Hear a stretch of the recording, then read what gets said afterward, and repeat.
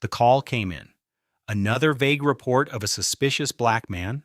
Officers Caleb Thorne and Quentin Briggs did not care whether it was real. They never had. They had built their careers on profiling, escalating, and brutalizing without consequence. When they arrived, they found Darius Hale and his son Malik, unarmed and innocent, simply celebrating a hard-earned success. But the officers were not interested in explanations. They wanted control, and when Malik reached down for his phone, the bullets began to fly. They expected the story to end there. Another name lost, another case buried beneath excuses and red tape. Yet Darius Hale was not going to let that happen. He was Delta Force, a soldier who had spent his life in war zones. Darius Hale was not going to grieve quietly. He was not going to let them decide how this ended. One way or another, justice would be served. The sky stretched overhead, soft and warm with the fading hues of evening. It was the kind of peaceful dusk that seemed to promise nothing but serenity. The rental house stood quiet, nestled within a pristine suburban neighborhood where streets were lined with neatly trimmed hedges and front porches glowed with gentle lanterns.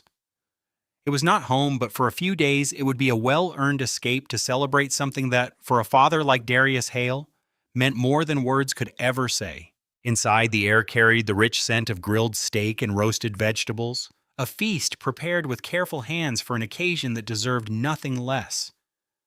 Malik sat at the dining table, a broad smile on his face, as he laughed at something his father had just said.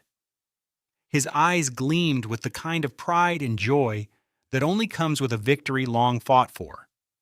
He had done it. After years of sleepless nights, grueling study sessions, and endless sacrifices, he had finally graduated from medical school, stepping into the future with a white coat and a promise to make the world better than the one he had grown up in. Darius watched his son, the warmth in his chest deep and unshakable. He had spent a lifetime protecting people in places where danger lurked around every corner, and death was never more than a breath away. Yet no battlefield had ever carried the weight of this moment, seeing his boy become a man who would heal instead of harm, build instead of destroy.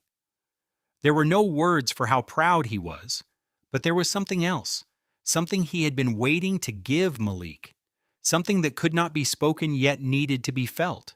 "I got something for you," Darius said, rising slowly and deliberately. Malik raised a brow, curiosity flickering across his face. "Yeah? What is it?" Darius chuckled and shook his head. "Not yet. I left it in the car. Stay here. Finish eating." Malik smirked. "Always with the dramatics." Darius gave him a look that said, "Trust me," then headed for the front door. The evening air met him with crisp coolness. Crickets hummed beneath the faint rustle of trees swaying in the breeze. The street was quiet, the kind of neighborhood where people went to bed early, secure in the belief that nothing bad ever happened here. He walked toward the rental car, glancing over his shoulder once to keep the surprise intact. His posture was relaxed, unaware that unseen eyes watched from a house across the street. A woman spoke into her phone in a low voice, fingers tightening around the receiver. "Yes, I don't know. It just looks suspicious. He's lurking around the car, looking around like he's checking if anyone's watching." A pause. "No, I don't think he lives here. I've never seen him before." Another pause. Yes, I'll stay inside." The dispatcher's voice remained calm, assuring her that officers would be sent. Darius, oblivious, opened the car door and retrieved a small, elegantly wrapped box, a gift that held meaning far beyond its material worth. The moment was small and simple, yet it was one he would cling to, a moment before everything changed. As he closed the door and turned back toward the house, he had no way of knowing that squad cars were already moving in the distance, sirens off, their presence looming like a storm about to break. He stepped back into the warmth of the house where Malik still sat, fork halfway to his mouth. Darius smirked and lifted the box. "Told you I had something for you." Malik's brow furrowed as he set the fork down. "What is it?" "Open it and see." The younger man peeled away the wrapping, eyes narrowing in confusion before realization dawned. He let out a breath, shaking his head with something between awe and gratitude. "Dad, this is Before he could finish, red and blue lights flashed through the window. The soft hum of idling engines crept into the night. The air shifted. The easy warmth of the evening faded into something tense and cold. Darius turned toward the window. Headlights cut through the dusk. The quiet had been broken, replaced by the unmistakable presence of law enforcement. Malik's face twisted in confusion. "What's going on?" Darius exhaled slowly, hands at his sides, shoulders squared. "I don't know." A sharp voice rang out from beyond the door. "This is the police. Step outside with your hands where we can see them." Malik shot his father a bewildered look and rose from his seat. "What the hell?" Darius clenched his jaw, already moving. Not with fear, but with the slow, deliberate caution that came from experience. He knew this dance. He knew how these situations twisted into something dark and irreversible. He reached for the doorknob, paused, and glanced at his son. "Stay calm," he murmured. "No sudden moves." Malik nodded, though confusion still clouded his features. Darius opened the door and stepped onto the porch with his son beside him. His eyes scanned the 4 officers standing in formation near their squad cars, hands hovering over their weapons. The street, once quiet, now held an eerie stillness. A silence so sharp it felt as though the entire world was waiting to see how this moment would unfold. The lead officer stepped forward, stance firm. "We got a call about suspicious activity in this residence. You need to identify yourselves." Darius's gaze hardened, fists clenching at his sides. The injustice hit him like a gut punch, the bitter taste of reality settling on his tongue. This was not new. It was not surprising. It was simply another day of being seen as a threat before being seen as a man. Beside him, Malik glanced between his father and the officers, expression shifting from confusion to disbelief. Darius's voice came low and controlled, edged with something unyielding. "This is our house. We rented it. My son just graduated and we're celebrating. That a crime now?" The officer's fingers twitched near his holster. "You need to cooperate." Darius did not move. Malik's voice was calm but laced with frustration. "Look, we don't want trouble. We can clear this up." The officer's voice hardened. "We're not going to ask again. Hands up, both of you." Darius exhaled slowly, the weight of the moment pressing down on him. Every instinct screamed at him to stand his ground. He had spent his life fighting battles overseas, defending freedom, protecting lives, yet here he stood on his own soil, treated as a threat for merely existing. Malik, wary, sensed the tension thickening, the moment inching towards something dangerous. The lead officer, tall and broad-shouldered, name-tag reading Briggs, shifted forward, voice carrying manufactured authority that invited no questions. "We got a call about suspicious activity in this house. You need to identify yourselves." Darius forced his voice steady, despite the irritation simmering beneath his skin. "We already told you this is our place. We rented it for a few days. My son just graduated. We were celebrating inside until you showed up." He gestured toward the doorway. "You can see for yourself. Dinner's still on the table." Briggs did not move. His gaze remained unreadable beneath the shadow of his cap, fingers flexing near his holster. Darius's trained eyes did not miss the movement. "Your names," Briggs said, cold and impersonal. Darius clenched his jaw, but Malik stepped in, ever the peacemaker. "I'm Malik Hale. This is my father, Darius. We're from Georgia. We just got here yesterday. The house was booked online. I can show you the confirmation." Briggs nodded sharply to the younger officer beside him, Officer Thorne, the rookie, trigger-happy and eager to prove himself. "You say you rented it?" Briggs continued, skepticism thick in his tone. "Mind telling me why we got a report of someone creeping around the property?" Darius let out a bitter chuckle, hands on his hips. "So that's what this is about? Someone saw a black man walk to his own damn car and decided to call the cops?" Malik shot him a warning look, but Darius could not help it. The frustration coiled tighter in his gut. He had spent decades in uniform, following orders, protecting people, risking everything for a country that still saw him as a threat. Briggs did not flinch. We don't know what's going on here yet. That's why we're asking questions. Darius's patience thinned further. You're not asking questions, you're assuming. You see two black men in a nice house, and your first instinct is that we're criminals. Like we broke in. Like we're robbing the place. That's what you're thinking, isn't it? Briggs did not respond immediately. His gaze flicked between the two men, searching for something Darius could not name but recognized all too well. The look of someone rationalizing prejudice. Thorne shifted beside him. We need you both to step off the porch and put your hands where we can see them. Malik blinked in disbelief. Step off the porch? For what? What are we being accused of? Briggs's voice dropped, colder and more forceful. Hands up, no. Darius's body tensed, but he stayed rooted. We're not under arrest. You have no reason to treat us like criminals. This is harassment. You're making this harder than it needs to be, Briggs snapped. Step down. Hands on your head.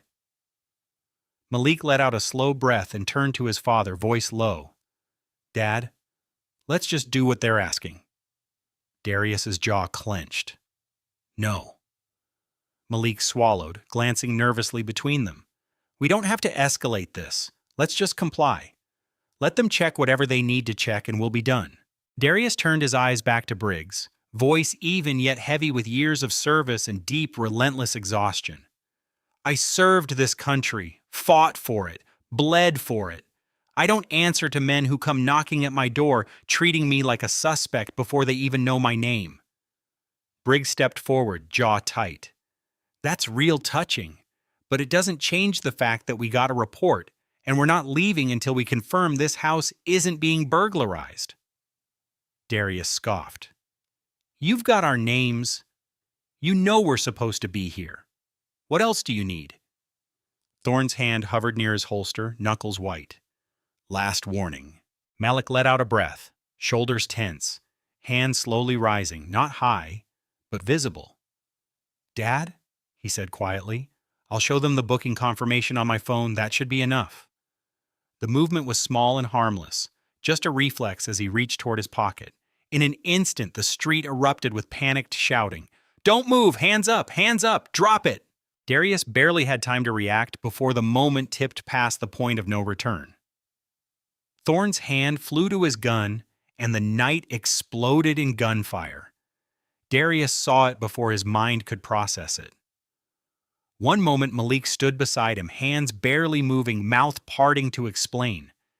Then his body jerked back, arms flinching up, face contorting with stunned realization that something was terribly wrong.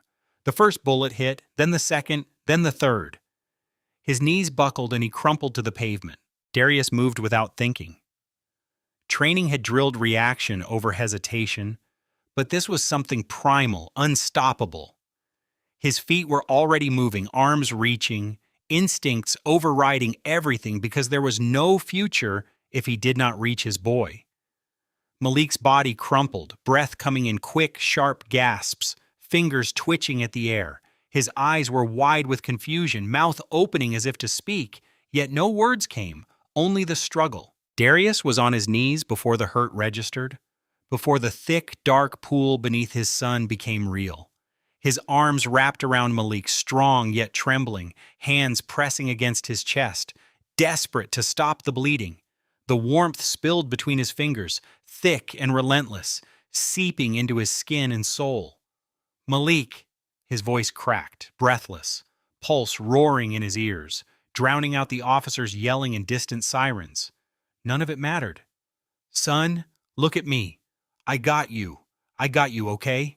Malik coughed, breath hitching, lips stained red, eyes locked on his father's with something pleading and terrified. His chest rose unevenly, hands weakly pressing against his father's arms as if to hold on a little longer. Darius's hands shook, pressing harder, trying to stop what could not be stopped. Hold on, you hear me? Just hold on. Help is coming. He was not sure if he was lying, but he had to say it. He had to believe it. Malik's breathing hitched again, shallow and unsteady. His fingers tightened around his father's arm for the briefest second before weakening. He swallowed hard, lips parting, struggling for air and words. "Dad?" The voice was barely a whisper, fragile as glass on the verge of shattering. His expression twisted, not with pain, but with something worse, regret. "I just wanted to help people." Darius's throat closed, the weight of those words slamming into him harder than any force he had ever faced. His grip tightened, forehead pressing against his son's. "You did," he whispered, voice thick and raw. "You did, son. You hear me?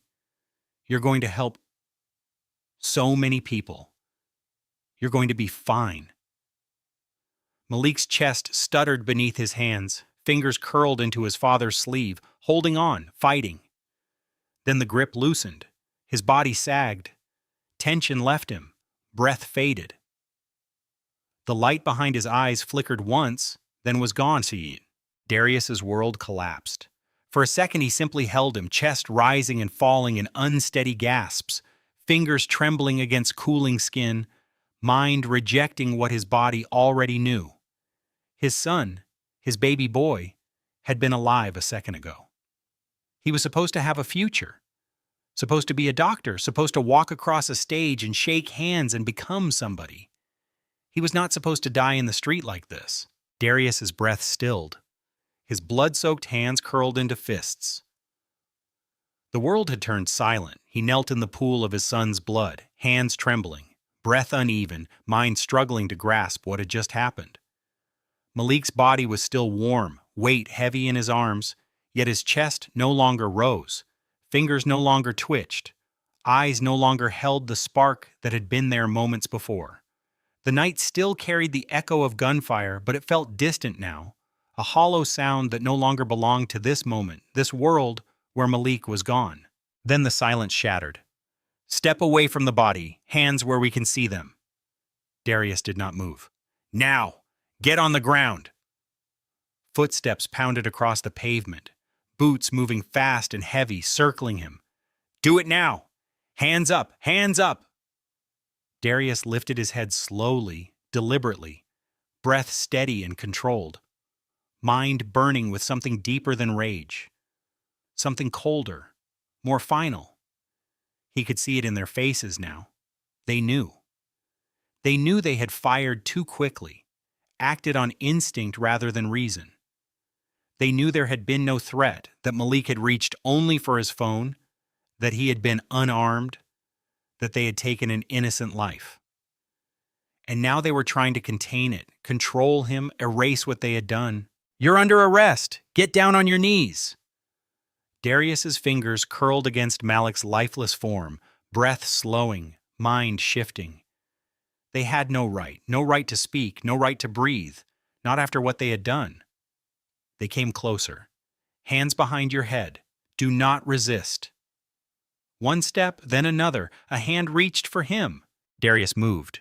His body exploded into motion, grief and fury manifesting as pure, unrelenting violence. He spun, hands snapping up with lightning-fast precision, grabbing the officer's outstretched wrist and twisting hard. A sharp, sickening pop filled the air as the man screamed, gun clattering to the pavement. Before he could stumble back, Darius's elbow drove into his throat, crushing off his air. The man fell, choking and gasping, body curling inward as he clawed at his own neck. The second officer moved, gun still raised, but Darius was faster. He lunged, grabbed the man's wrist, and jerked the arm upward, forcing the weapon harmlessly toward the sky. The officer tried to yank free, but Darius's other hand shot forward, driving into his ribs with brutal force that sent him reeling. Before he could recover, Darius grabbed his uniform and threw him hard onto the pavement. He did not stop. He dropped down, fists driving into face and ribs with bone-breaking force, every ounce of stolen future pouring into each strike. The first officer, still writhing from dislocated wrist and crushed throat, tried to crawl away and reach for his gun. Darius's head snapped toward him. "No, you don't!" He was on him in seconds, foot slamming down onto the man's arm, pinning him in place. The officer yelped, body trembling, eyes wide with fear. Darius knelt, grabbed him by the collar, and yanked him up, forcing him to look into the same eyes that had watched him pull the trigger. "Look at me." The officer struggled, panting and wheezing, body shaking. Darius's hands tightened. He could feel the man's pulse hammering, terror radiating from every trembling inch. He could end him right now. Every muscle screamed for it, begged for it, demanded justice in the only language the world had ever shown him. The officer shuddered, lips trembling, face pale beneath flashing lights. Darius did not blink. He saw Malik in his mind. His son lying there, staring up with wide, confused eyes, struggling to breathe, whispering his last words, just wanting to help people. Darius's jaw clenched. His body locked. The man did not deserve the mercy of a quick death. Slowly, Darius let go.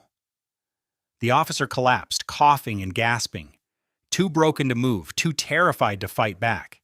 Darius stood trembling with unchecked fury, breath slow and heavy, fists still curled, knuckles bloodied, though none of it was his own. The street was silent again, but this silence was thick and suffocating, the kind that comes after something irreversible has been broken. He knelt beside his son, fingers brushing lightly against Malik's cheek, mind rejecting the truth his body already knew. His boy was gone. The warmth faded too fast, slipping from his skin, leaving only the husk of what once held a future, a dream, a life full of promise. Behind him, Thorne and Briggs lay sprawled on the pavement, broken and gasping, too shattered to move. Thorne clutched his throat, chest rising and falling in ragged breaths, eyes wide with shock and fear. Not just fear of the man who had beaten him, but of consequences of what he had done. Briggs groaned beside him, dislocated wrist cradled weakly, other hand pressed to his ribs, breath coming in short, pained grunts.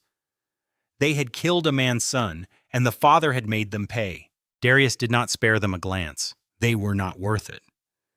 He turned back to Malik, brushing fingers against his son's bloodied shirt, throat tightening. Then sirens grew louder, closer. Engines roared, tires screeched, squad cars flooded the street, lights flashing wildly. Boots hit the ground, fast, heavy, too many. Darius still did not move. Not even as officers stormed toward him, voices sharp, guns raised, commands barking through the air. "On the ground! Hands behind your back!" Nothing. Now! His fingers tightened slightly around Malik's shirt, as if he could hold on just a little longer.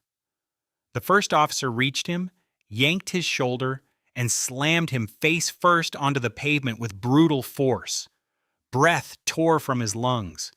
Knees pressed into his back, spine, ribs, crushing down with full weight. "Stop moving. Stop resisting." He was not moving. He was not resisting. But that did not matter. A heavy fist drove into his ribs, not restraint, but punishment. Vision blurred. Pain exploded through his side. Another hit to his shoulder. A baton cracked against him, sharp pain radiating down his arm. Another to his leg, then the taser. A sharp electric snap, then agony. 1,000 volts tore through his nerves. Muscles seized violently. Body arched, jaw clenched so tight teeth ground together, breath caught, pain unbearable, yet he refused to scream. Another surge, longer, more brutal. Limbs jerked uncontrollably. Mind flashed white hot. Every fiber burned. Then it stopped. His body collapsed, muscles twitching from aftershock, breath shallow and uneven. The world blurred in flashes of red and blue. Boots, bodies, cold steel tightening around his wrists. Cuffs locked. Weight on his back finally lifted, but it no longer mattered. Hands gripped his arms and yanked him up. Legs barely held, yet they dragged him toward the patrol car. Body still buzzing with pain, chest heaving, expression empty, hollow, silent. From the ground, Thorne and Briggs watched. Darius met their gazes once, eyes calm, cold, unyielding. They looked away first. Camera shutters flashed. A crowd had gathered. Neighbors stood on porches, phones recording. eyes wide with horror, disbelief, recognition. The world was already watching. Darius Hale was no longer just a grieving father. He was a story, a headline, a moment in history that had only just begun. The door slammed behind him, the world outside blurred, the walls of the holding cell pressed in, cold and unyielding. Dim overhead light cast long shadows across the stained concrete floor. The air smelled of sweat and steel, old rage and forgotten men. Darius sat on the narrow bench, back straight, hands on his knees, body still aching, yet his mind sharper than ever. The physical pain did not matter. Bruises, cracked ribs, deep throb in his limbs, none compared to the raw, gaping wound torn into him the moment his son's body went still. That pain was beyond physical. That pain would never fade. The station outside buzzed with movement, voices, clatter of boots, hum of conversations. The world had not stopped, even though his had ended. Then the door swung open. Heavy footsteps echoed before the sharp click of the cell lock disengaging. Darius did not look up. He already knew. Briggs and Thorne stood before him, bodies tense, uniforms disheveled, bruises forming across their faces. They were not here as enforcers of the law, they were here for revenge. Briggs stepped forward first, left arm held close, wrist wrapped in thick medical tape, face a mask of barely contained fury. "You think this is over?" His breath was uneven, pain still lingering where Darius's fists had landed. "You think you walk out of here after what you did?" Darius did not move, did not flinch. Thorne exhaled sharply, voice raw, throat still bruised. "You humiliated us," he growled. "In front of everyone. You made us look weak." Darius tilted his head slowly, gaze finally lifting, eyes dark, steady, unmoved, holding no fear. "You are weak." The words landed like a slap. Briggs's jaw tightened, fingers curling into fists. Even now they were afraid of him. Thorne took a step forward, voice dropping lower, edged with promise. "You don't get to win this. No matter what happens, we'll make sure you don't walk out of here the same." Darius did not move. His silence was heavier than any response. Then a new voice cut through. "That's enough." The door opened again and a woman in a sharp gray suit stepped inside, heels clicking. Her presence was immediate and commanding. Nadia Ellis. Darius had never met her, but he knew the name. A civil rights lawyer with a reputation for cases no one else would touch. A woman who dismantled police misconduct for sport. She barely spared these officers a glance before stepping between them and Darius. Posture unwavering, voice sharp and authoritative. "I suggest you both leave before I make this worse for you than it already is." Briggs scoffed and stepped back, but Thorne held his ground, eyes narrowing. "You don't know what you're stepping into." Nadia smiled, slow and calculated, no warmth in it. "Oh, I know exactly what I'm stepping into. A department about to have its entire operation picked apart. 2 officers who gunned down an unarmed black man in cold blood, then got their teeth kicked in by his father. And now they want to play victim." She stepped closer to Thorne, voice lowering so only they could hear. "Walk away." It was not a request, it was a warning. Thorne hesitated, then turned sharply and stormed out. Briggs lingered a moment longer, jaw tight, anger radiating, but he left. The door shut, leaving only Nadia and Darius. The air remained thick with tension. For a moment neither spoke. Then Nadia turned to him, expression shifting to something more calculated and professional. She pulled a chair over and sat across from him. "You're in a bad spot," she said evenly. "They're going to bury you under every charge they can think of. Assault on law enforcement, resisting arrest, inciting violence, probably some ridiculous obstruction charge for good measure." Darius met her gaze, face unreadable. Nadia exhaled and leaned forward.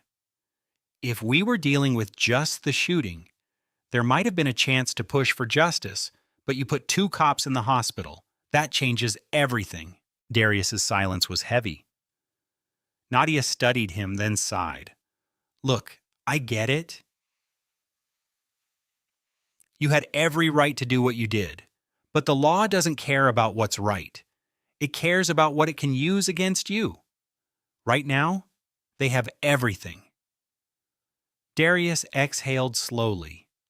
He already knew, but hearing it confirmed by someone on his side made it real in a way that settled deep in his bones. The system had failed his son, and now it was coming for him. His jaw clenched, fingers curling, not in rage, but in the slow, unbearable pressure of something too big to hold. Then he spoke, voice low and steady, edged with something deeper than anger or sorrow. "I fought for this country, gave everything to it. Years of my life, my body, my mind. I did things most people wouldn't survive, things I still carry every day." Nadia watched without interrupting. "I followed orders, obeyed the law. I was a soldier before I was anything else, and none of it mattered. Not when they looked at me. Not when they stood outside that house, pointing guns at me and my son, demanding we prove we had a right to be there. Demanding we justify our existence before they decided whether we deserved to walk away." He swallowed, throat tightening. "And my boy was better than me, smarter, kinder. He never picked fights, never raised his voice when he didn't have to. He was going to save people, fix people, help people. And still they looked at him the same way they looked at me, like he was dangerous, like he was something that needed to be put down before they even saw him as a man." His voice did not shake. The sorrow was buried beneath something colder, harder, that would not break. Nadia's gaze flickered, jaw tightening as if she wanted to speak but knew better. Darius shook his head. "You say I'm screwed because I fought back, because I didn't let them kill me too, because I broke them the way they deserved. And maybe you're right, maybe that's how this ends. But they've already taken everything from me. What more can they do?" Nadia exhaled sharply. "They can make sure you never walk free again." Darius turned to her, calm and steady. "What difference does it make?" She stared at him for a long moment, saying nothing. Then her phone buzzed. She pulled it out, expression tightening as she answered. "Nadia Ellis." A beat. Then her demeanor changed completely. "What?" Voice sharpened, spine straightening. "Where?" Grip tightened on the phone. "Who posted it?" Another pause. "How long ago?" Whatever she heard, it was not good. Or perhaps it was. Breath came faster, free hand clenching. "And it's spreading?" A longer pause. She exhaled slowly, fingers rubbing the bridge of her nose. "Good," she murmured, though there was no relief, only new tension. She ended the call. Darius watched, waiting. She lowered the phone and turned back to him. "It's out." "What's out?" She leaned forward. "A doorbell camera caught everything. The shooting, the whole thing. Someone uploaded it. It's spreading." Darius did not move. Nadia studied him. "You're not just some guy in a jail cell anymore. You're a national headline." She reached into her bag, pulled out a tablet, swiped, and turned the screen toward him. There it was. The footage frozen on the first frame. The officers, Darius and Malik on the porch, the confrontation, the moment before the world ripped apart. Beneath it, the headline, "Unarmed black man shot by police, father beaten and arrested." She let him take it in. The protest has started. Darius did not need to look at her. Outside these walls, something had already begun. The air inside the station had changed. Darius could feel it even from his cell. The energy outside had shifted. The distant hum of voices grew louder, becoming more than murmurs. It became a force, a storm building strength, a tide pulling in fast, unstoppable, relentless. He could hear them now. Protesters, voices bleeding through thick walls. A chorus of anger, grief, and something sharper, more volatile. A city that had seen too much. A people who had endured too much. A rage with no more room to be contained. Nadia had been called away to deal with the fallout. The moment the video hit the internet, everything shifted. This was no longer just a case or a tragedy. It was fuel. The system had done what it always did, but this time, the world had seen it. A new chant rose. Justice for Malik. The name echoed through the city, carried by hundreds, maybe thousands. Voices rising, demanding, pressing in. Darius's eyes remained locked on the wall, breathing even, hands resting on his knees, body still aching, mind clear. The police were cornered and they knew it. He could hear it in the way the station moved. Footsteps hasty and uncertain, heavier than before. Officers no longer moved with easy arrogance. They were restless, afraid. Then another sound, closer. Raised voices. Footsteps approaching the front entrance. Heavy thud of doors opening and closing quickly. Someone was leaving the station. The shouting outside changed. It had been angry before, loud, unrelenting. Now it was something else. Sharper. About to break. Darius did not move, but he knew. The officers who had killed his son had just stepped outside. The protest had swelled to an uncontrollable mass. Bodies pressed together, voices layered, signs raised high, fists clenched, anger boiling over. Then the station doors opened. Shouting wavered as the crowd recognized what was happening. A small team of officers stepped onto the front steps, expressions hard and unbothered, ready to remind everyone who held power. Leading them, Briggs and Thorne. For a second they stood tall, presence a silent challenge, hands hovering near belts, faces neither ashamed nor remorseful. They still believed they were in control. Then someone recognized them. That's them. The words cracked through the tension like thunder. Several voices at once. The atmosphere changed. Before there had been shouting and fury. Now there was movement, a shove, a sign hitting pavement, a surge forward. Murderers! You killed him! Get them! Briggs's confidence cracked. Face shifted, jaw tightening too late. Thorne moved first. Inside, now. They turned quickly, hands twitching toward weapons, but not daring to draw. Not with all those cameras watching. The first bottle flew. Then another. Briggs ducked, cursing. The crowd closed in. The officers barely made it back inside, gasping as they stumbled through the doors, twisting to slam them shut. The heavy metal shook from the force of bodies pressing against it. From inside, noise became deafening. Glass cracking, fists pounding doors, roar of people who had finally reached their limit. Darius heard it all, the roar turning into something else. Hurried footsteps of officers scrambling, sudden urgency in voices once calm and smug. They were losing control. He sat still, body battered, face bruised, ribs aching, mind clear.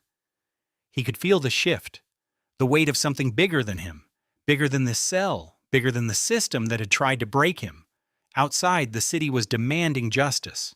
The officers moved frantically after Briggs and Thorne barely escaped back inside. Voices clipped and sharp over radios, but it was too late. Pressure had built too long. Then came the sound, metal groaning, glass breaking, doors forced open.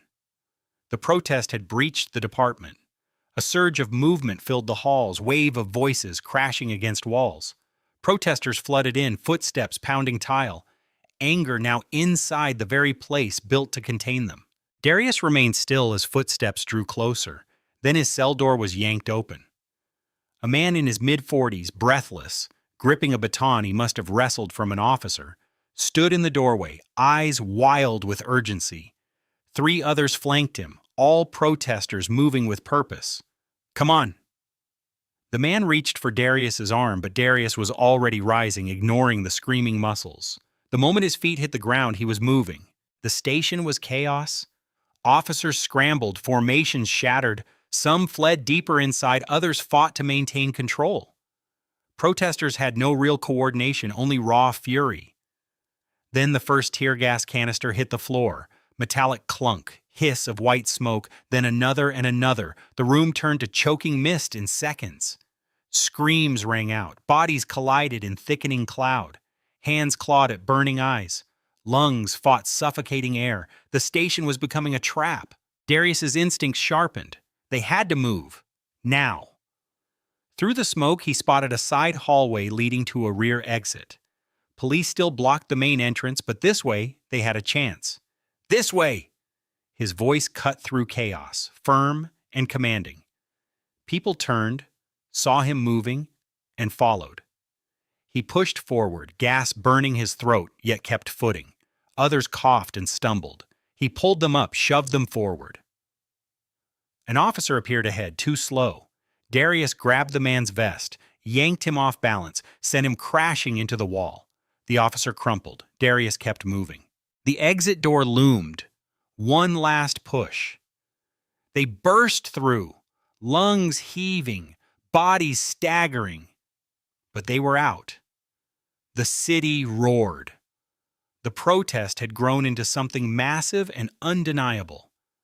The moment Darius Hale stepped onto the street, bloodied but free, the crowd erupted, cheers mixed with chants, voices rising in unison, his name now a battle cry.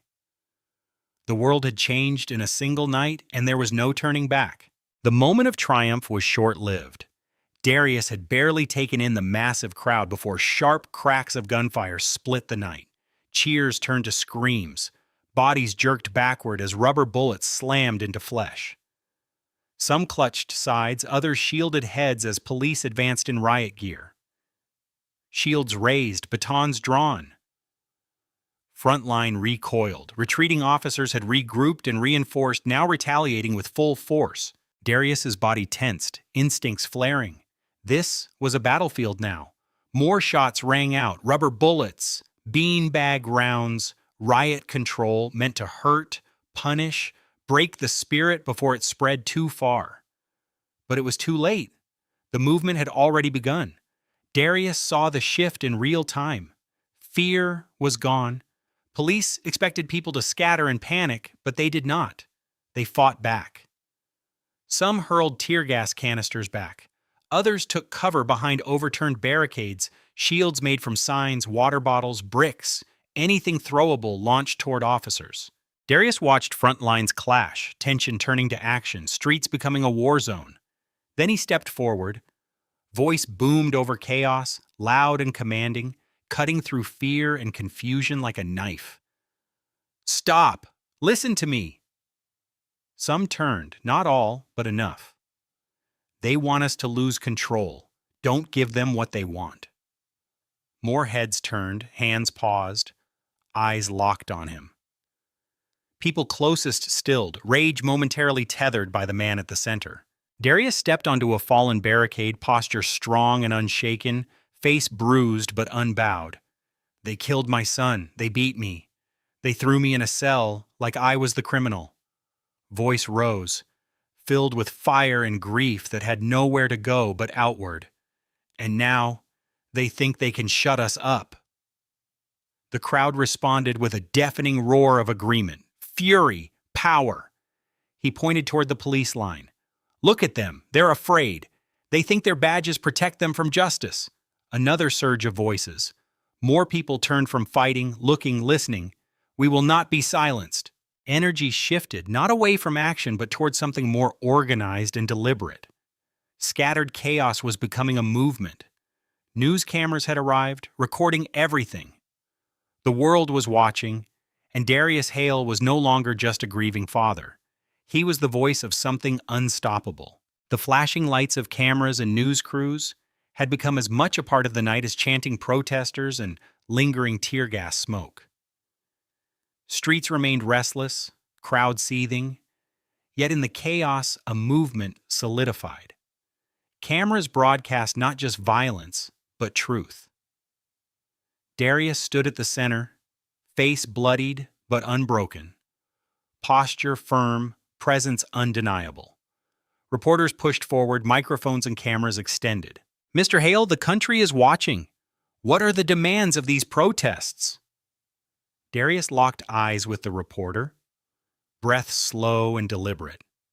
He would not let them turn this into spectacle or water it down into sound bites. This was not about politics. This was about his son. "Justice," he said, voice steady and unwavering. The crowd fell into a hush. Reporters leaned in. For my son!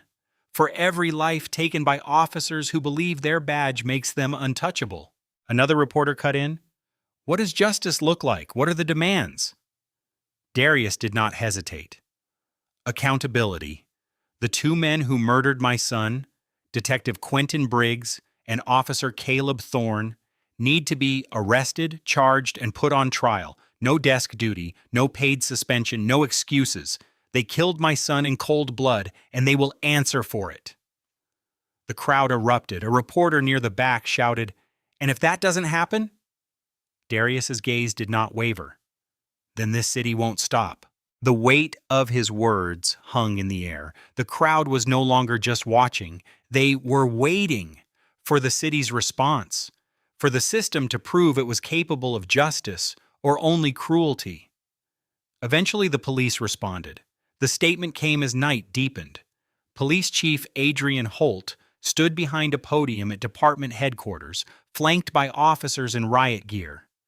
Jaw tight, eyes dark with exhaustion, suit wrinkled, yet voice steady with the same measured indifference every official statement before him had held. The city waited, the country waited. Then the words, "At this time, no action is being taken against Detective Briggs or Officer Thorne." A flicker through the press room. Journalists stiffening, murmuring. Holt continued, expression unreadable. Our department believes these officers were acting in self-defense in response to a perceived threat. There is an ongoing internal investigation, and we will continue to assess the situation as more details emerge. However, at this moment, we stand by our officers. The words landed like a hammer. Across the city, the dam finally broke. The city erupted. What had started as protest became rebellion. Crowds doubled, then tripled, spilling into every district, growing louder, angrier, more unrelenting. The word had spread. The demand had been made clear, and the police department had answered with familiar indifference that allowed this to happen in the first place. The people were done asking. Storefronts smashed, streets blocked, government buildings surrounded. Police no longer held the line. They were losing it. And in the center of it all stood Darius Hale, watching the movement he had sparked become unstoppable. This was no longer just about his son. This was about all of them. The city burned with fury, and Darius was in the heart of it. The early morning light did nothing to slow the movement. If anything, anger grew, swelling into something police could no longer contain. Streets once filled with chants and signs had become a battlefield. Barricades went up.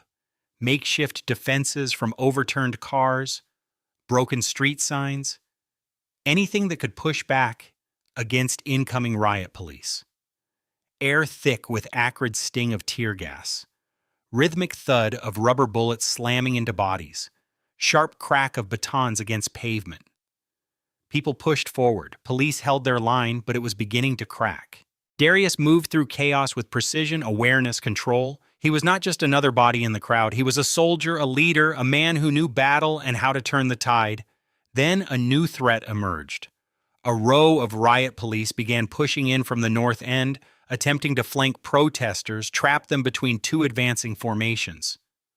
Darius saw it before anyone else. A tactical maneuver, a pincer movement, the kind used to break formations, corral, and crush resistance. If they didn't stop it now, everyone here would be boxed in, beaten, arrested, maybe worse. His voice cut through chaos, loud and commanding. They're flanking, north side, we hold them here. People turned at the sound of his voice. Hesitation that existed in early days of protest was gone. They knew him, trusted him, followed him. He moved fast, gathering those closest, rallying them. We hold this street, they push, we push back. If they break us here, they take everything. Words hit hard. People snapped into action. Those with shields, makeshift barriers from construction sites, metal signs, trash can lids, moved to the front. Those with nothing but bodies stood firm. Then police came. First officer swung baton. Darius caught the strike, twisted wrist, forced weapon free. Second officer lunged. Darius stepped in, sharp elbow to ribs. Precise strike, sending officer reeling. Front line of protesters collided with riot police in brutal clash of bodies, shields, and force. Police pushed. Darius pushed harder. When an officer grabbed a protester, yanking toward police line, Darius surged forward, hands locking around armor, pulling backward, twisting balance, sending officer crashing to pavement. Another officer swung wildly, baton cutting air. Darius ducked low, came up fast, drove shoulder into chest, knocking officer off feet. A protester beside him staggered, caught by rubber bullet to leg. Darius was there, grabbing him, hauling him back before another shot could land. Every movement calculated, every action deliberate. He was not just fighting. He was leading. Then riot police hesitated. Line wavered. They had expected unorganized riot, panicked crowd, something easy to crush beneath shields and boots. They had not expected Darius Hale. With one final push, police were forced back. Flank had failed. Protesters held ground. As riot police regrouped, Darius stood at the front, unbroken, staring them down, daring them to try again. The city was still burning, but for the first time the fire was on both sides. The city was theirs now. Darius stood at the front of the mass of people, body aching from fight, breath still coming hard, mind razor-sharp and calculating. Riot police had regrouped, formation tightening, shields locked, batons ready, bodies braced against the wave. But it was not enough. Protesters had won this fight, and everyone knew it. Darius looked around, taking in the sheer scale of the movement. When this began, it had been hundreds, then thousands, now tens of thousands. A force so massive it spilled into side streets, overtook intersections, turned entire city blocks into a breathing, surging demand for justice. And at the heart of it all, one message echoed above everything else: Briggs and Thorne must pay. The chant rippled through the crowd, thousands of voices in unison, growing louder with every step forward. It was not just anger anymore, not just grief. It was something deeper, unshakable, that would not stop until the weight of fury forced a reckoning. Darius's gaze flicked toward riot police holding their line. They heard it too, and for the first time he saw it. Fear, not on all faces yet, but in some. In younger officers gripping shields too tightly, shifting weight, eyes flicking nervously to commanding officers. It was there. They were outnumbered. They were losing. They had always been the enforcers, the ones in control, the ones who could use force without question or fear of consequence. But now they were not in control, and they knew it. Darius stepped forward, leading the charge. Police stumbled back, not all at once, not full retreat yet, but in small steps, hesitation bleeding into movements, resolve faltering under sheer number of people pressing against them. "Keep pushing," voice cut through noise and chaos, steady and unwavering. Crowd surged forward, police gave way. Line cracked, then broke. Retreat started as controlled fallback, attempt to maintain formation to make it seem they were choosing to reposition. But it was not a choice, it was survival. They were being driven back. Streets once theirs now belonged to the people. Darius moved with this crowd, eyes locked on officers who were no longer fighting. They were running.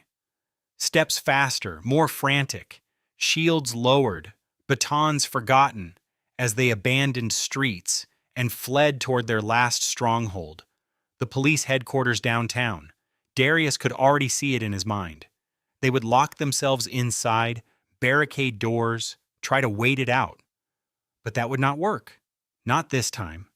Not with this many people. Chants grew louder as protesters advanced, feet pounding pavement, voices shaking city walls. "Briggs and Thorne must pay." Darius's eyes flicked toward windows of buildings along streets, where more people watched, recorded, documented every second. The world was seeing it all, and police had nowhere left to run. Darius stood at the front as the wave of people crashed against police headquarters.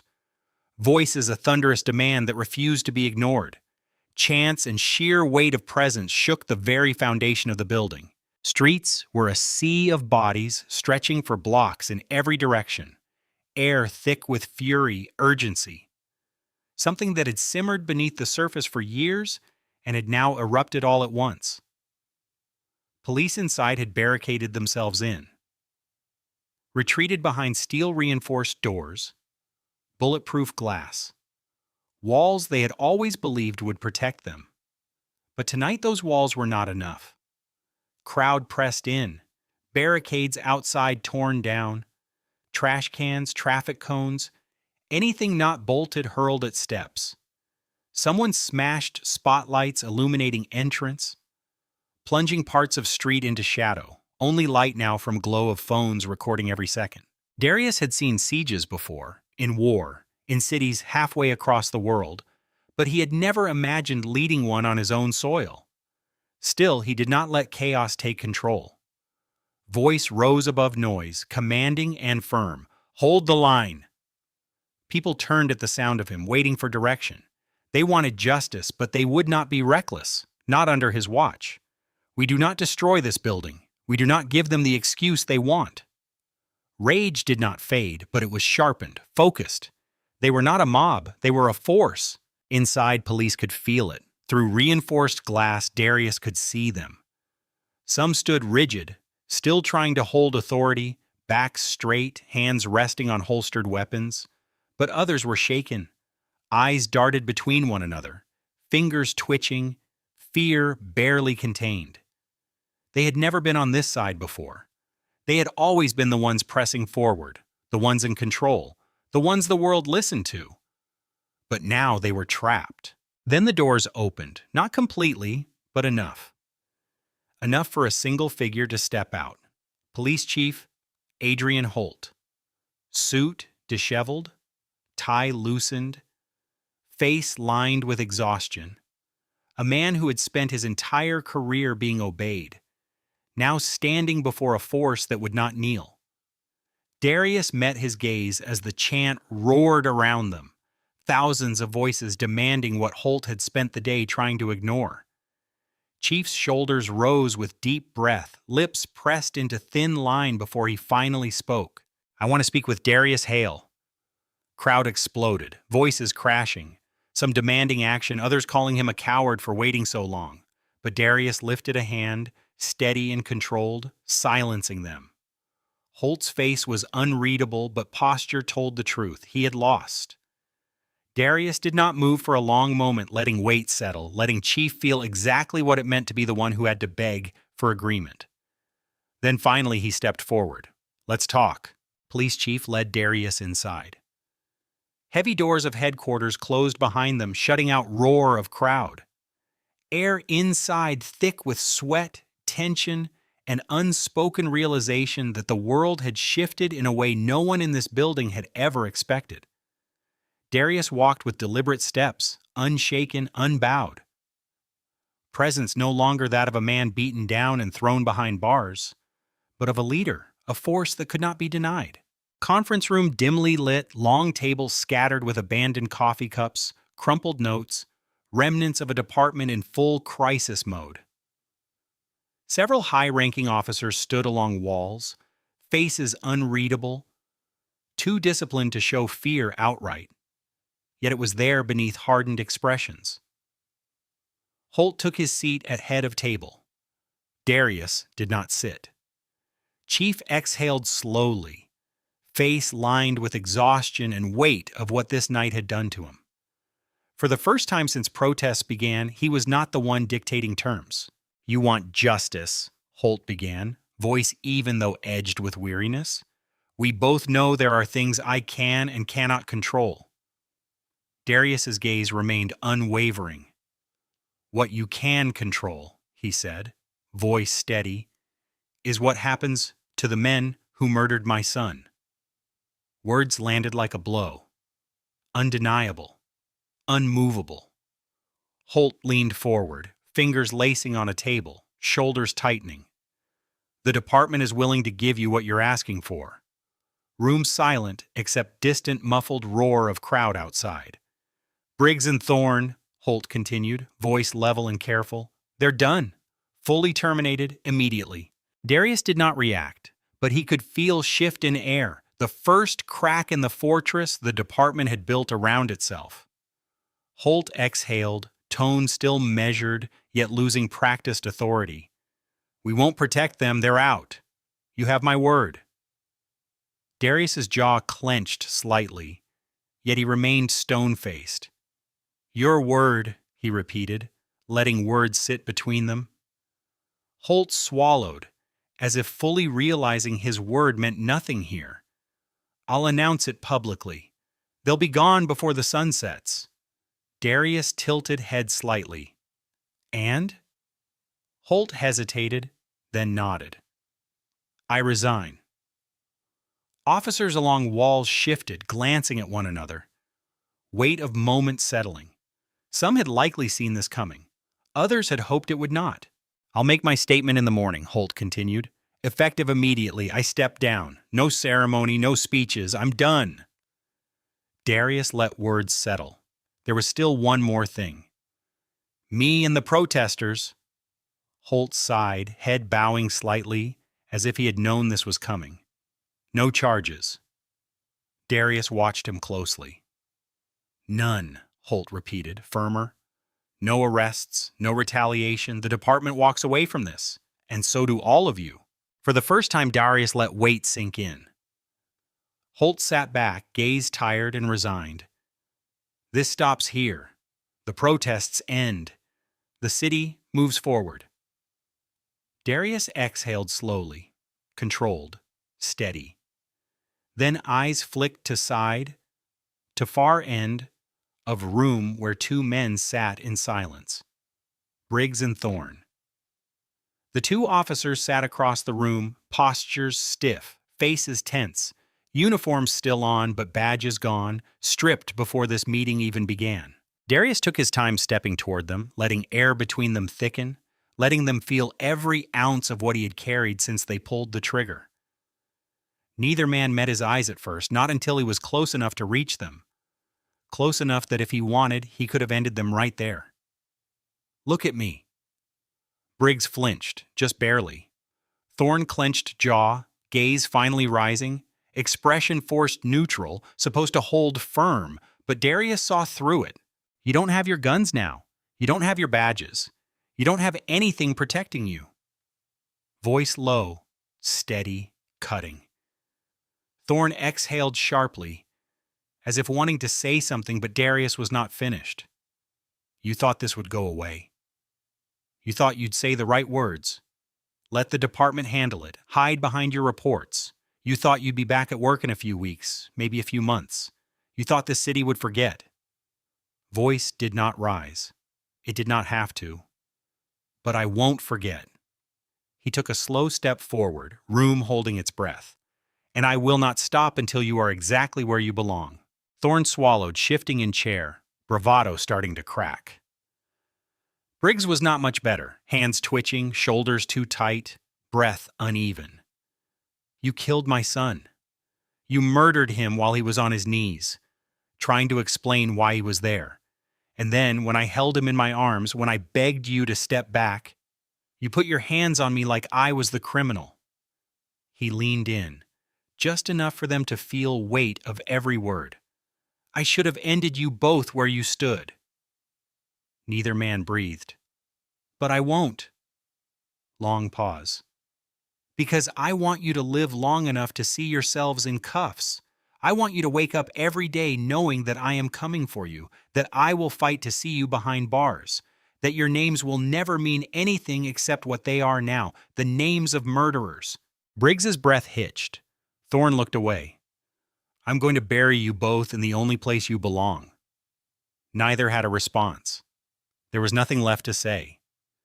Darius straightened, shoulders back, stance firm, then finally turned his back on them. He walked away without looking back. The war was not over, but it had just turned in his favor. Doors of police headquarters swung open and Darius stepped out. Night air, thick, electric, humming with tension as thousands of eyes locked onto him, waiting. The crowd, once a boiling storm of anger and grief, now stood on the edge of something else.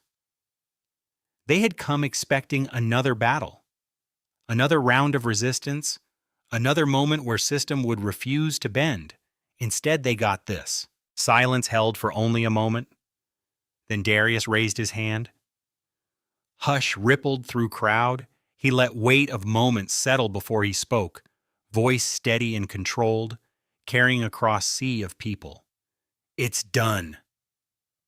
Words crashed over them like a tidal wave. Briggs and Thorne have been fired. They are no longer police officers. They are nothing. Roar of approval surged forward, bodies pressing in, voices shouting in triumph, rage. Long-awaited justice. Darius did not stop. Holt is stepping down. He will not lead this department another day. He's running because he knows what he let happen. He knows what he covered up. And he knows that he motioned to the mass of people, we're never going to let this go. Cheers swelled, rolling through streets, sound stretching for blocks. And the protests, he continued, voice cutting through celebration, grounding it, pulling focus back to what mattered most, are not over. Celebration dipped for only a second, crowd bracing, waiting. Not until these men are in cuffs. Not until we see them where they belong. Cheering turned into something else. A war cry. People had won a battle, but war was not over.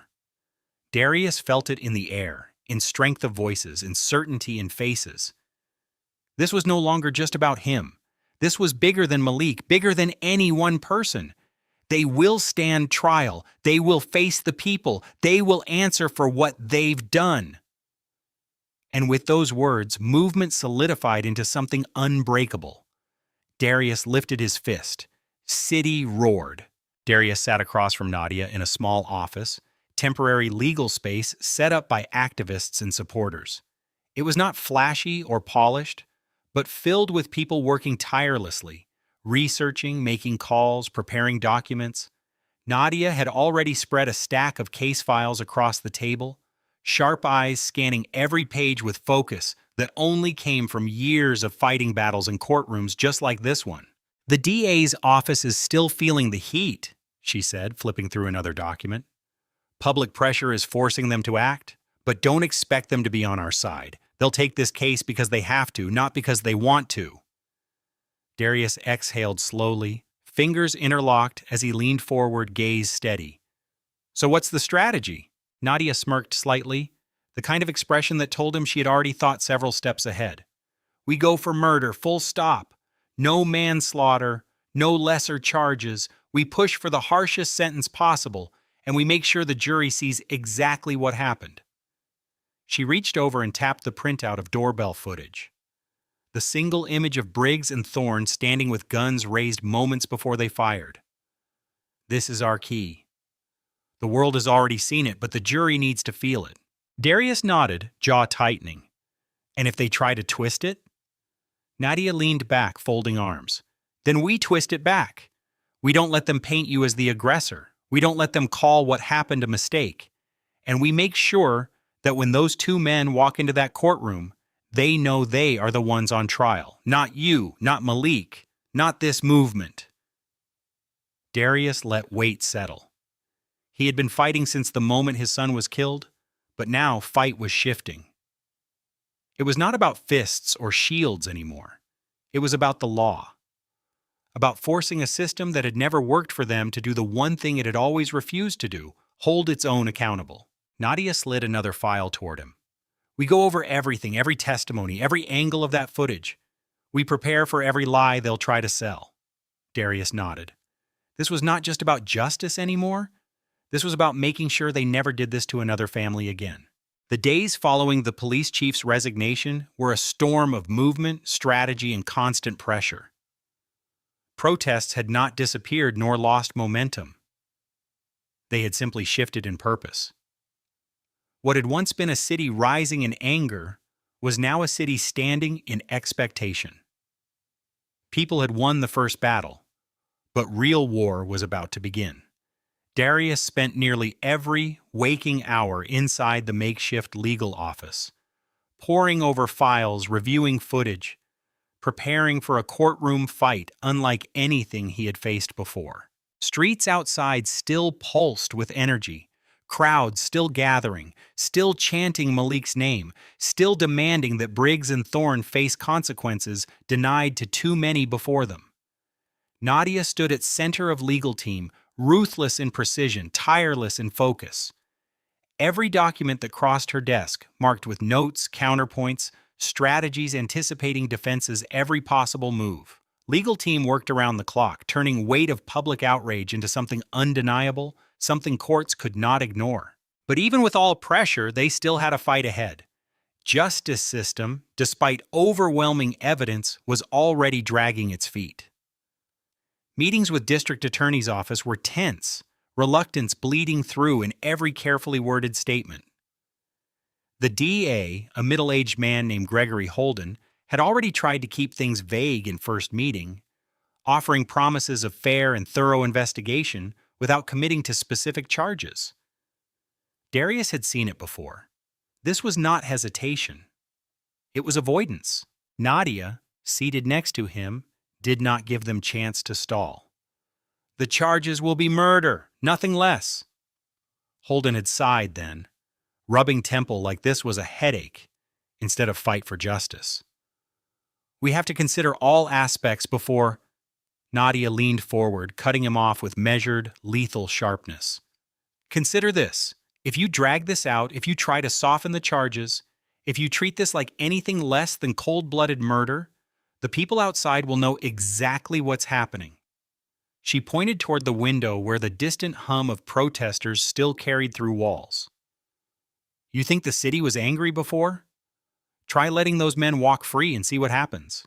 Holden had shifted uncomfortably, adjusting tie, realizing this was not just another case that would fade into system's backlog. It was a case that could define his career. A case the world was watching. As case moved forward, Darius became more than just a grieving father. He was the movement's anchor. The man every camera wanted to hear from. The name every reporter wanted in their headline. He had never asked to be in this position, but now that he was here, he refused to back down. Every interview, every statement, every speech he gave was measured, deliberate, unshakable. He did not rage. He did not give them the image they wanted, the image of an angry black man the media had used for decades to discredit those who demanded justice. Instead, he spoke with precision, with weight, with unwavering resolve of a man who had nothing left to lose but everything left to fight for. At a press conference outside City Hall, a reporter asked if he believed the system would actually convict the men who killed his son. Darius stared into cameras, expression calm, yet unrelenting. If the system works, they'll be convicted. If it doesn't, then we'll all know what we've always known, that it was never built to protect us. The clip went viral. Weight of his words settled into the country's conscience. It did not take long for lawyers representing Briggs and Thorne to begin their counterattack. Their strategy was predictable. They feared for their lives. They believed they were stopping a crime. They followed protocol. They used every excuse that had let officers before walk free. But this time, they fought an uphill battle. Footage from doorbell camera had already destroyed their defense before they could mount it. It showed everything, the moment they arrived, the moment they demanded submission, the moment Malik reached for his phone, the moment they opened fire. It showed Darius cradling his dying son, face twisted in agony, body frozen in irreversible grief. It was undeniable. But still the defense tried. They needed to muddy waters, plant doubt. And so they attacked Darius.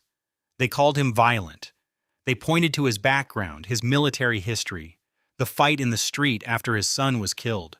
They tried to make him the aggressor. Tried to make it seem Officers were right to see him as dangerous. Nadia had expected it. "They'll put you on trial just as much as their clients," she warned him, pacing the legal office, scanning latest defense statements leaked to press. "They'll try to make you the problem." Darius had only nodded. Let them try.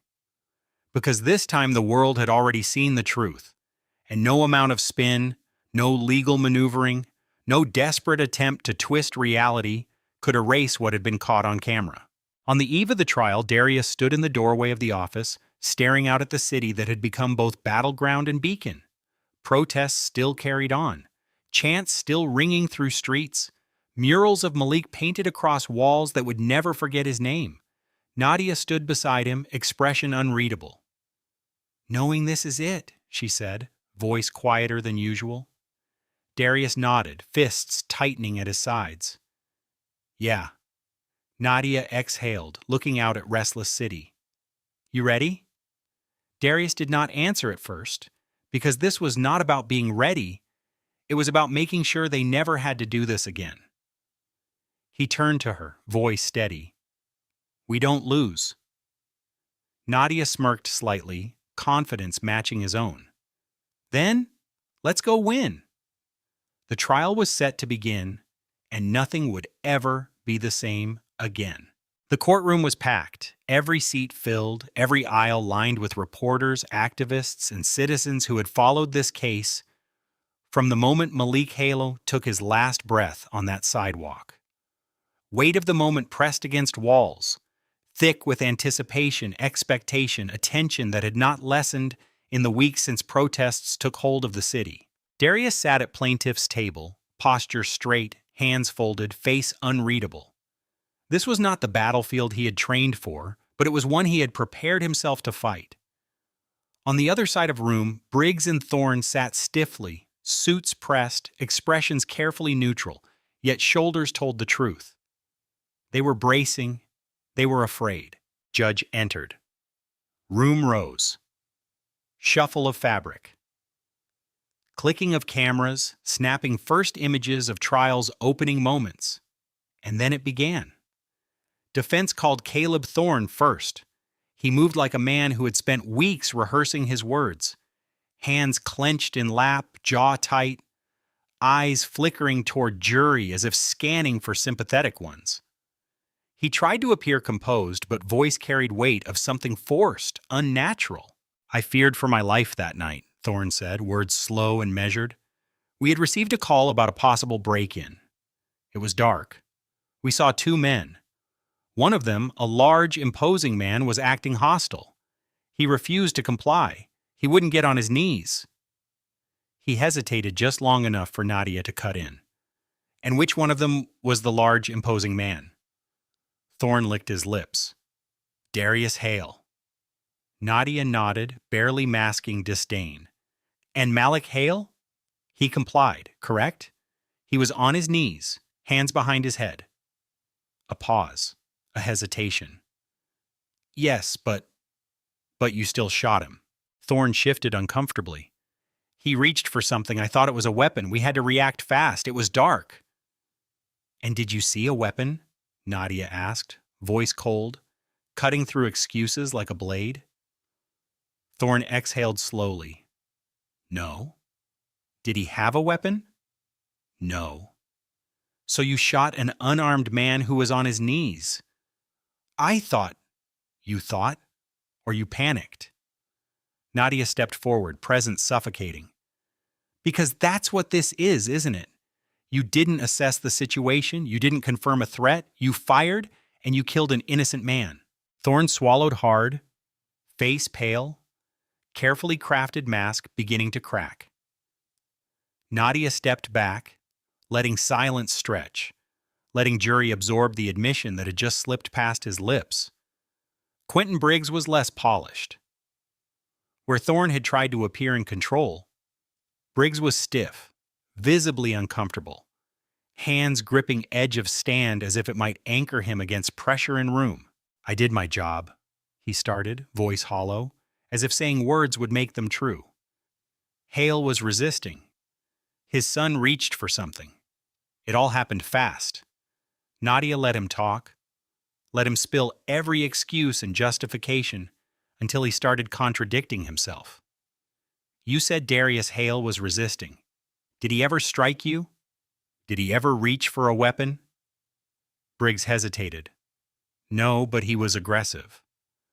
Aggressive? How? He was standing still, arguing his rights. Is that aggression? Or is that a man protecting his family?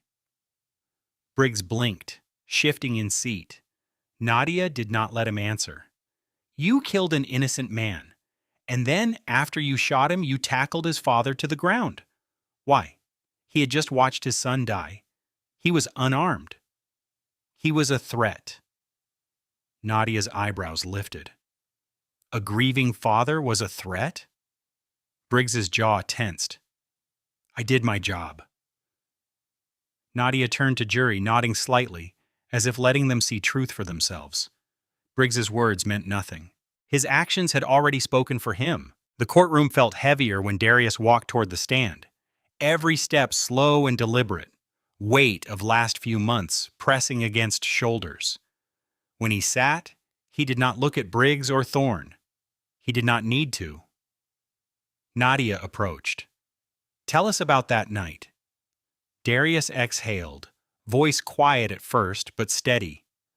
It was supposed to be a celebration. My son had just graduated medical school.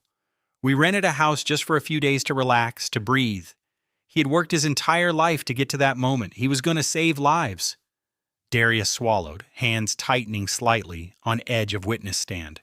And then they showed up. He motioned toward defendants. Neither could look at him. We told them why we were there. We explained it. My son did everything they told him to do. He got on his knees. He put his hands behind his head. He wasn't a threat. He wasn't doing anything wrong. He let silence settle. But they still shot him. A murmur rippled through a courtroom. Darius's voice remained calm, yet filled with ache that could never be erased. I held him while he died. I heard his last words. I felt the life leave him, and when I begged them to stop, they threw me to the ground. He turned toward jury, and if that footage didn't exist, if you never saw what happened with your own eyes, they'd be free right now. Nadia let his words sit in silence. Darius did not blink, did not waver. They didn't see my son that night. They didn't see a man or a doctor or someone who had done everything right. They saw something they were afraid of, something they thought they had the right to kill. Eyes flicked to Briggs and Thorne. And now they're afraid. Neither man moved. Darius turned back to jury. But this time, they don't get to walk away. Silence in courtroom was absolute. Nadia stepped forward, voice softer now. No further questions. The trial was not over, but truth had been spoken. Air inside courtroom had changed.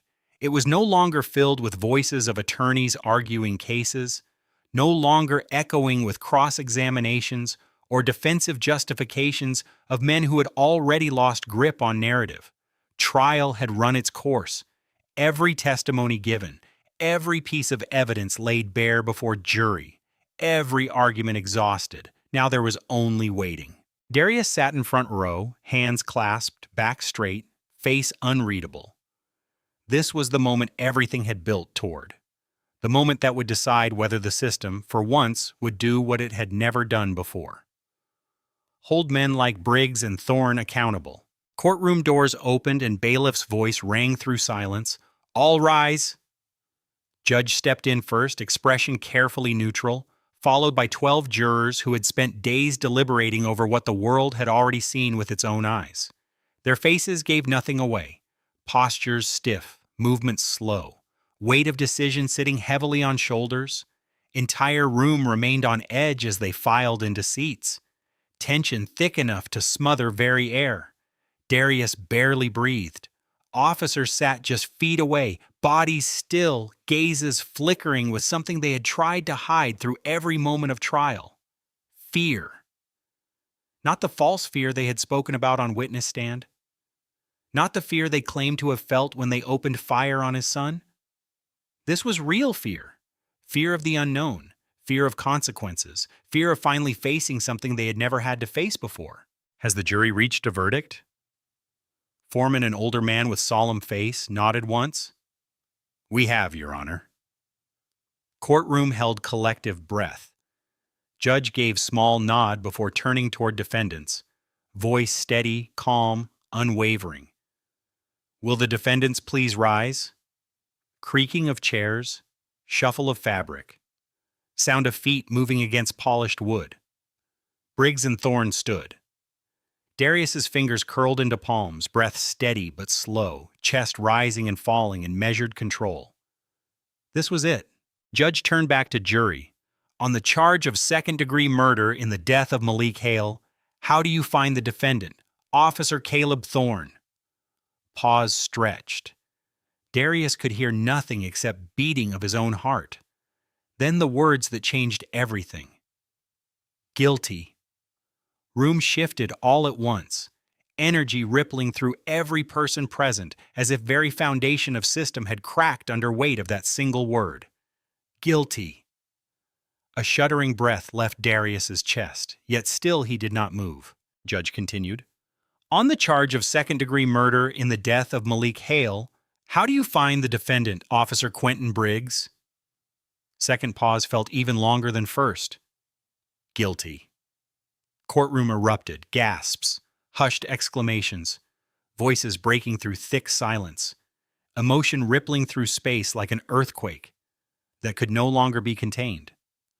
Justice had spoken, and it had not hesitated.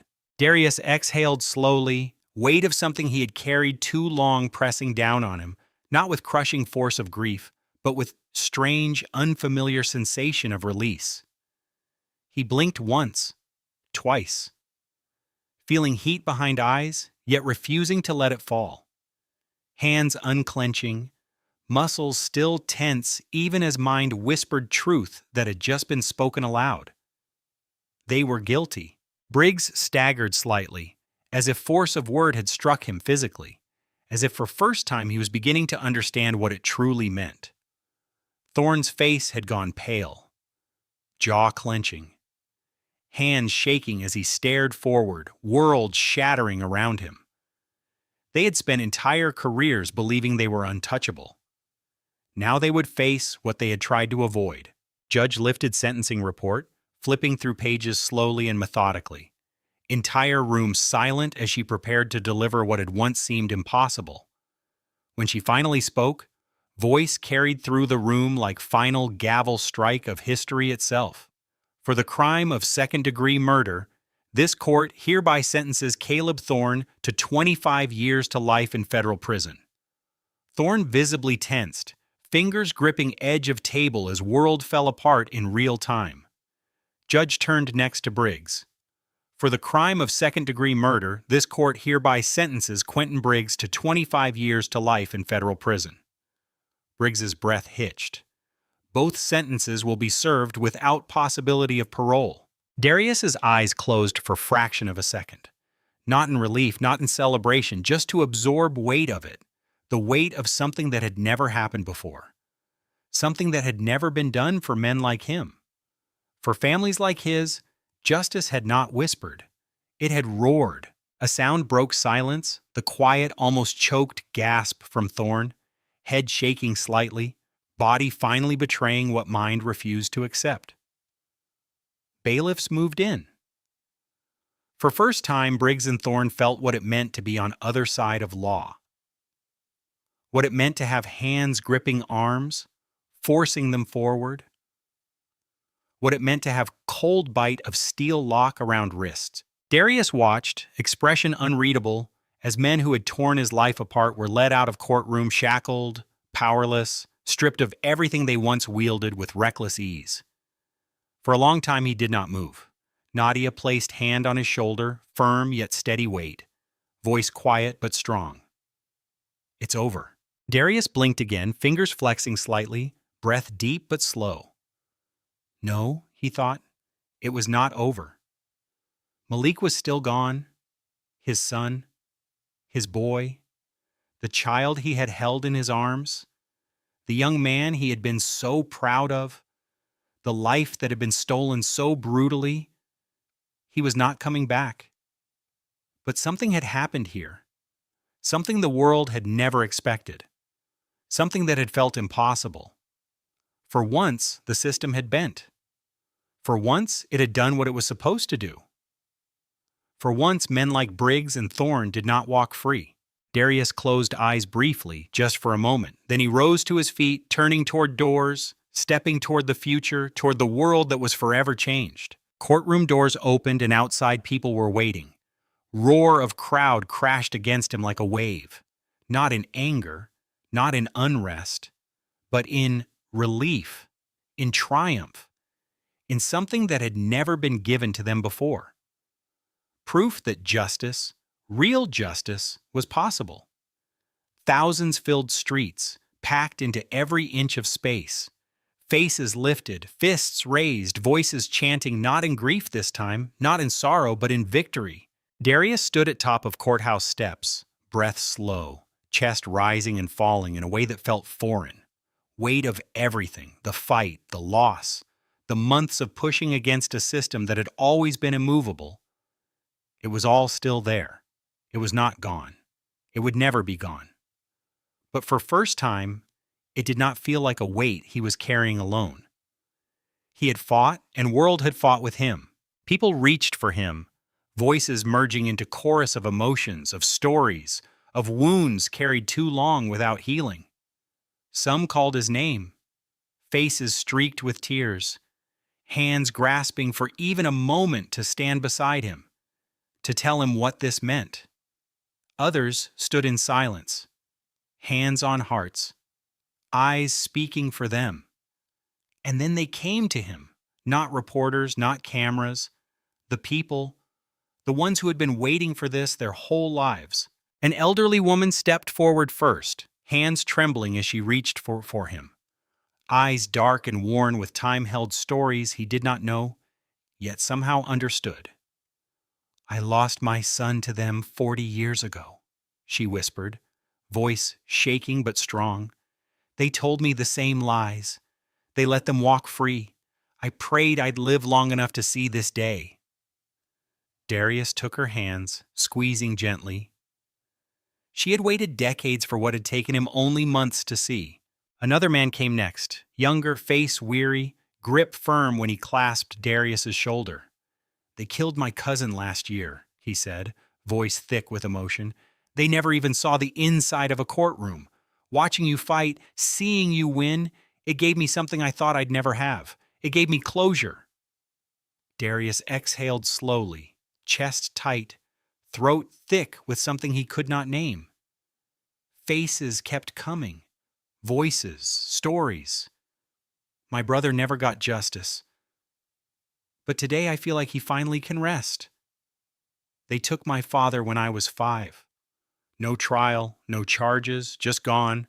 But this was for him too. You didn't just fight for Malik, you fought for all of us." Words hit him like a force, like a weight he had not expected. He had been so focused on his own loss, his own grief, his own fight, that he had never stopped to fully understand what this meant for everyone else. Malik was not the first, and he had always feared he would not be the last. But now maybe things were different.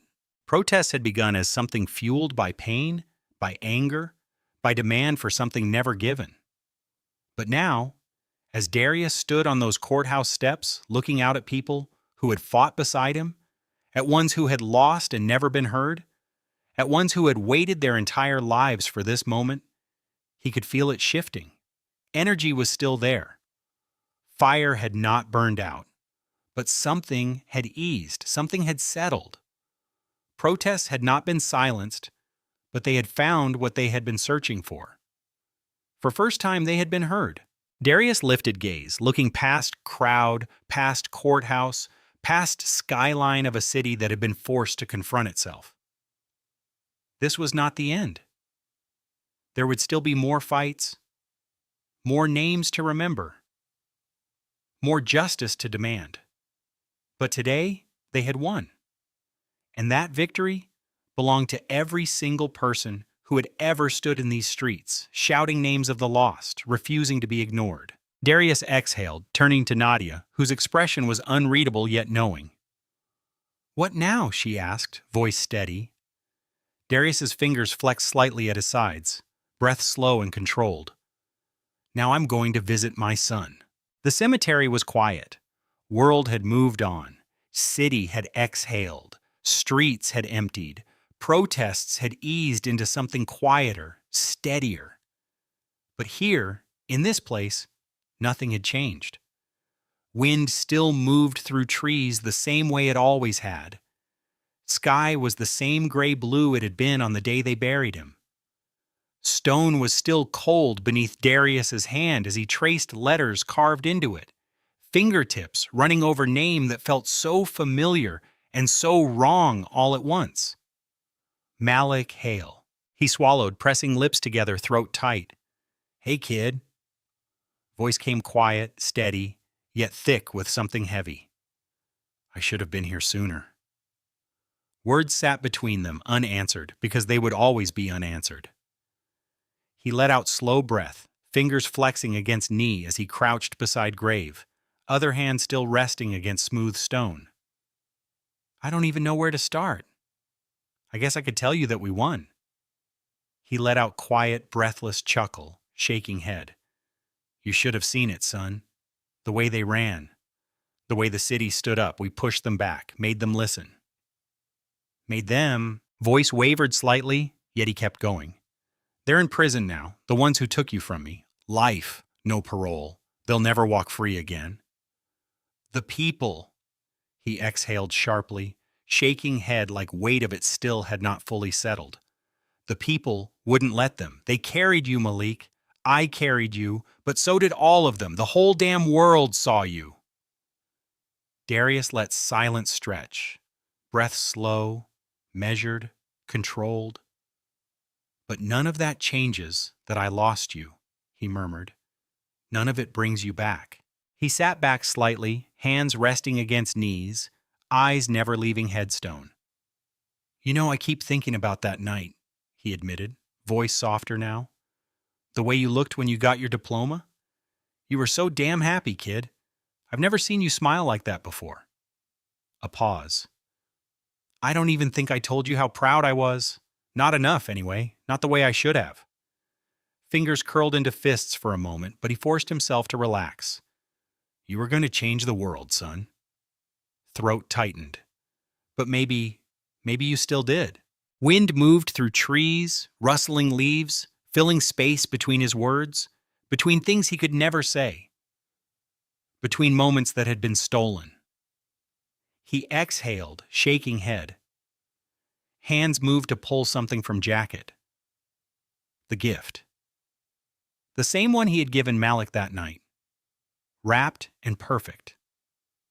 The same one he had found when he packed up things from rental house, still untouched, still unopened. He let it sit between palms for a long moment before setting it gently against stone. "You never got the chance to open this," he murmured. "I thought maybe now was the right time." Fingers pulled at edges of paper. Slow, deliberate. Wrapping peeled away, revealing leather-bound book. Edges worn slightly as if passed down through years of hands before ever reaching this moment. Darius swallowed hard as he ran fingers over cover. "Notes from Mom," breath caught. "You probably didn't even remember I had this," he murmured. "Your mother started it before you were born. She used to write in it at night, little things she wanted you to know, things she thought she might not be able to tell you one day. After she passed, I kept writing in it. I was going to give it to you when you left for college, but I wasn't ready. And then I thought maybe when you graduated, when you became the man she always knew you would be." Hands tightened around a book. "I guess I waited too damn long." For first time, voice cracked. Darius exhaled slowly, fingers gripping book, head bowing slightly, letting himself feel it just for a moment. Then, carefully, he set it down, pressing it lightly against headstone, fingers lingering over it before finally pulling away. "It's yours now, kid," he said, voice quieter. just like it always was. He sat there for a long time, eyes never leaving book, heart heavy with weight of all things left unsaid, all time that had slipped through fingers. Then finally, he rose. Sky was darker now, wind cooler against skin, weight on chest still there, yet somehow lighter. He looked down at Grave one last time, jaw tight, breath slow. "Rest easy, son," he murmured. And then he walked away, not leaving Malik behind, but carrying him forward. I hope you enjoyed that story. Please share it with your friends and subscribe so that you do not miss out on the next one. In the meantime, I have handpicked 2 stories for you that I think you will enjoy.